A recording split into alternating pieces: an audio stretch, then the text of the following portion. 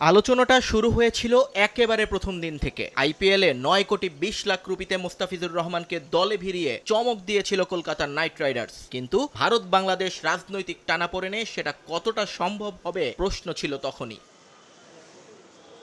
কিন্তু ফ্র্যাঞ্চাইজি এবং বিসিসিআইয়ের পক্ষ থেকে ইতিবাচক মন্তব্যতে আশার আলো দেখেছিলেন সবাই। ক্রিকেটের সঙ্গে রাজনীতি মেলানো হবে না বলেও বিশ্বাস ছিল ক্রিকেট ফ্র্যাটার্নিটির। আর আইএল টি20তে কাটার মাস্টারের দুর্দান্ত পারফরমেন্স এবং বিপিএল এ ধারাবাহিকতা ধরে রাখার পর কেকেআর এর পক্ষেও বিকল্প ভাবাটা ছিল কষ্টকর।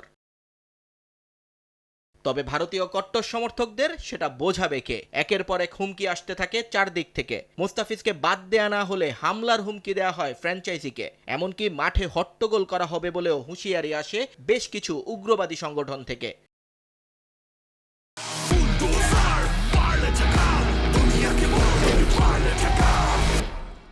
অব্যাহত প্রতিবাদ এবং হুমকির মুখে এবার পিছু হটল ভারতীয় ক্রিকেট কন্ট্রোল বোর্ড। এএনআইকে দেয়া এক সাক্ষাৎকারে বিসিসিআই সচিব দেবজিৎ সাইকিয়া নিশ্চিত করেছেন কেকেআর স্কোয়াড থেকে মুস্তাফিজকে সরিয়ে দিতে নির্দেশ দিয়েছে ক্রিকেট বোর্ড। এমনকি আইন বদলিয়ে নতুন ক্রিকেটার নিতে অনুমতি দেয়া হয়েছে ফ্র্যাঞ্চাইজিটিকে। মূলত ভারতীয় সরকারের উপর মহল থেকে অনুমতি পাওয়ার পরই এ নির্দেশ দিয়েছে বিসিসিআই।